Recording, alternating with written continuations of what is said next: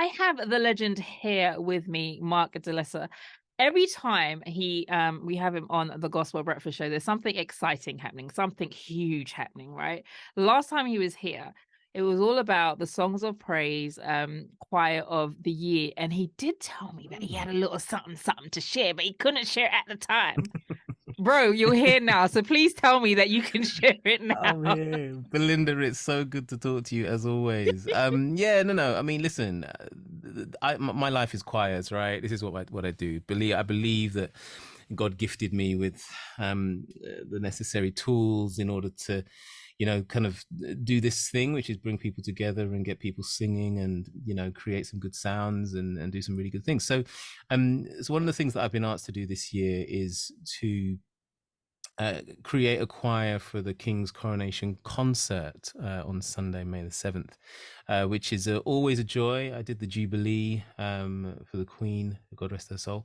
And this year, yeah, they've asked me again to put together a choir. So yeah, I'll be up on stage with all of the legends that they've got coming along to celebrate, the King's Coronation on May 7th. It's interesting because I was going to say to you, working on these kind of projects is not a foreign thing to you. Like, this is what you do. How did you get into doing things like this on this kind of scale? And also, Hmm. what do you think the benefits are of, representation where it comes to choirs at events like this?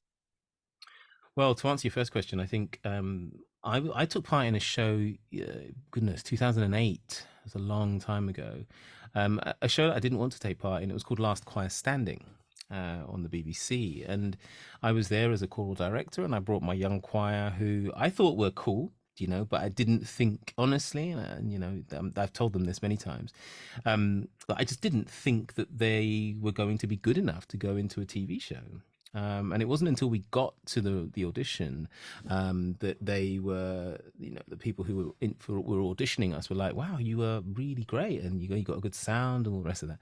And I was like, "Oh wow, okay, cool." And then from there, from after that show, and people just were like calling and saying, can we use your choir for this, and can we use you for this, and so on. And so it was from then really that things started to kind of move into the professional space and the TV space, and creating choirs for different events. So yeah, that's kind of how it began really. And your question about representation, I think one of the key things for me is that, coming out of a gospel tradition and church and stuff, I was always keen to make sure that we do have representation, and there are people and faces like me that are seen to be in these choirs. So my choirs now are pretty mixed, because I also love the mix of voices and textures and also experiences. I love that. And that is a real key thing for me. So when I'm creating choirs, I'm making sure that I've got the right sound coming from certain singers, different styles, different backgrounds, different trainings, making sure that those singers come together to create the sound that I need. Brilliant. So you've already picked the choir that you'll Yeah, be working with on the night, and this is on the 7th of May. 7th of May.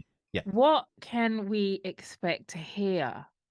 Can we get any Mm. insights into the songs that you're doing? Can I pull something out of See, you there, Mark? I Mark, can't, I can't. we're I family. you know what? What I if tell we you what. All right, I'll whisper tell it? you what. If we whisper? Here's a secret for you. Here's a secret. This is top secret. So please, nobody listening should share this with anybody else. Just you who's listening. There will be an anthem, and the anthem starts with "God Save Our Gracious King." And that's listen, that's exclusive right here, right here. You heard it first with Belinda on Premiere Breakfast.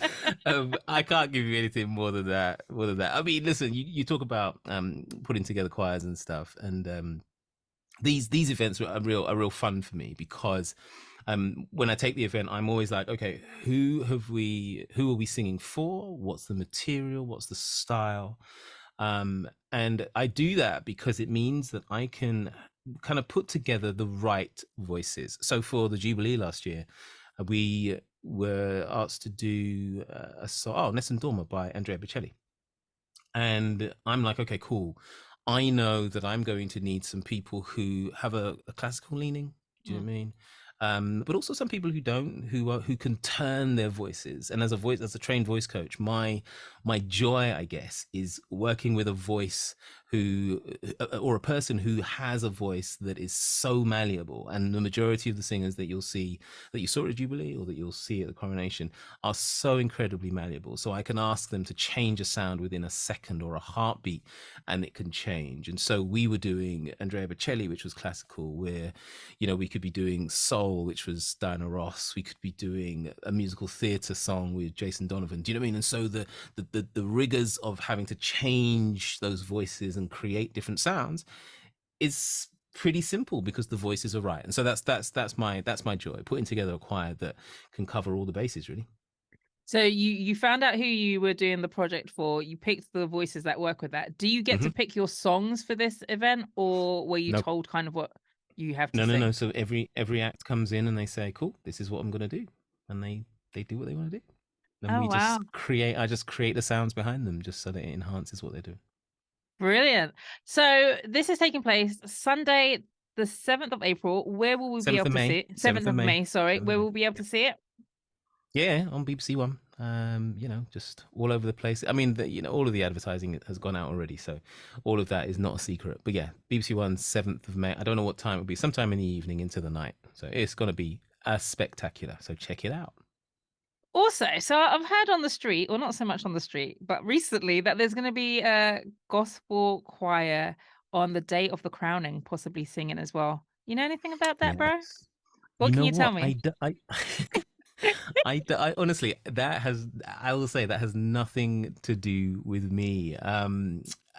Listen, I don't know. Like I said, I don't know who's doing that, but yeah, there will be, and I'm really looking forward to it actually, because I think that events like this, when when we can, or when I say we, my leaning and my understanding and my love is gospel music, right? That's Mhm. how I grew up. And so if there is representation in that sense that happens at an event like this, a global event, then man, I'm all for it. I'll be tuning in, man, and seeing and watching and listening and enjoying, because it just reminds me of what we did for Harry and Meghan Yeah. back in 2018, which was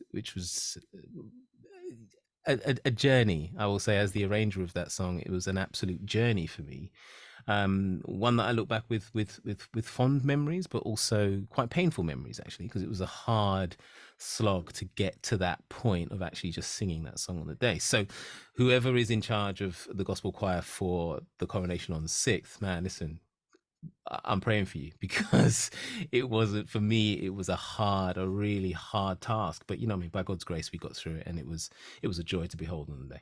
Yeah, we definitely got to pray them up. It's interesting because I think, and like you said, coming from the gospel background, we go with, obviously we want it to sound good and we want Mm. the production to be amazing, but then also a lot of it's how we feel at the time, and especially if you got a live band, you want to Yeah, do a little riff here, a little ad lib here. You kind of want to shout if you want to shout, but there's you a bit do. there's restraint at things like this, right?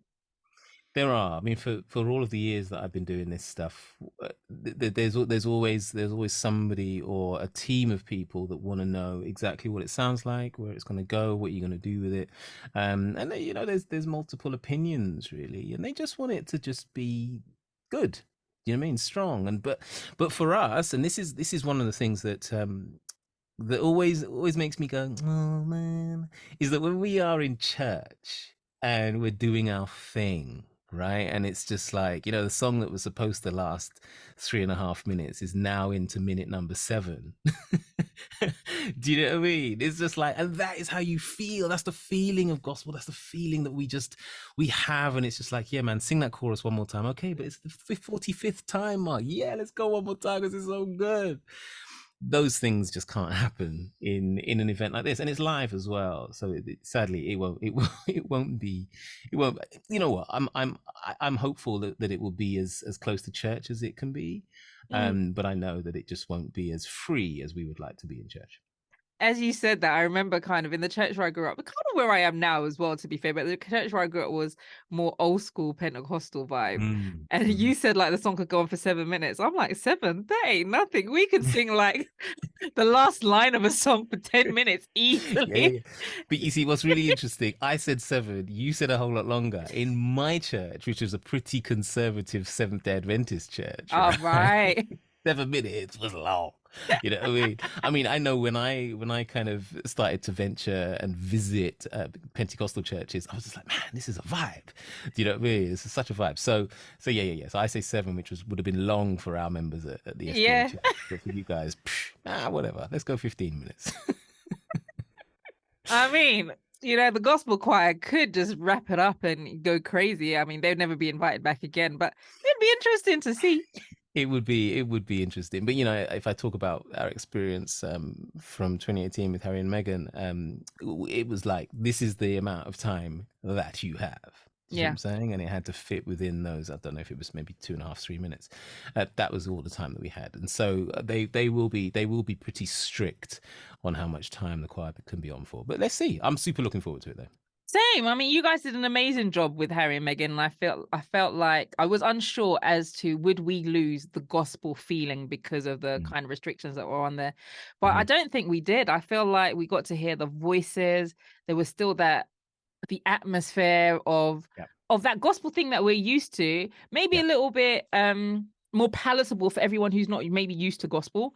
But I yeah. think like you guys nailed it. So I'm definitely looking forward to seeing what you will be doing on the 7th of May and also on the At day the of the crowning concert. at the At the concert. concert. I'll be at the concert. Someone else will be doing the coronation on the 6th. So, but like I said, I'm super looking forward to that. And, listen, on the 7th is going to be a real, just a real great moment in televisual history, really. I mean, obviously the Queen has been Queen for me all of my life, Hmm. so it's just like that, this changeover now, for us to see this is like, okay, cool, this is a good marker in history to be like, okay, I was there when that happened, so, and we'll choir will create some great sounds and there will be some great performances, I'm sure. So yeah, check it out. So the concert on the 7th of May. Excellent. Who else is on the lineup with you? Oh god, I'm trying to think who has been announced. So Lionel Richie. Oh wow. Oh wow. Yeah. Yeah, Lionel's yeah, still yeah, in yeah. the game. I did not know this. Come on. These But guys don't leave the game until, life has been taken from them. Do you know what I mean?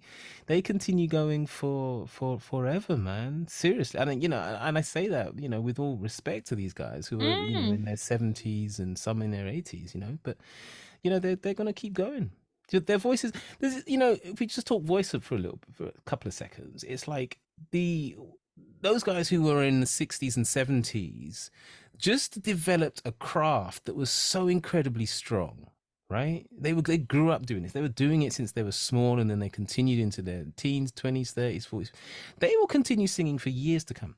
I yeah. have no doubt about that. And Lionel's one of them. He'll just keep going and going and going and going until he's in the grave. You look at the Aretha was going until she passed. You know what I mean? And so there's all these guys. Stevie's still going. Do you know what I mean? He's still Mm. going. So it's like, come on, man, Diana. And for whatever you feel about these guys, what they've done in their careers, they've got great voices, man, and a great legacy. So yeah, I'm looking forward to to, There to ain't no hearing, stopping them. So one more seeing time, the 7th of May, the concert. Yep. coronation concert Hmm. will catch Mark Delisser live on stage with his choir. I can't wait to see it. I am looking forward to it. Yeah, it's I gonna be am cool, looking man. forward to it. It's gonna be Next cool. time, I'm just gonna put this out there. Next time, give me a call, innit? Like, I don't necessarily. Can I just say I don't even need a mic. I'm happy just to rock, and I'll rock how you tell me to rock.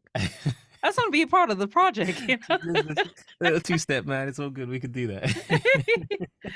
Mark, thanks again for your time. As always, it's It's a been a pleasure, Belinda. pleasure.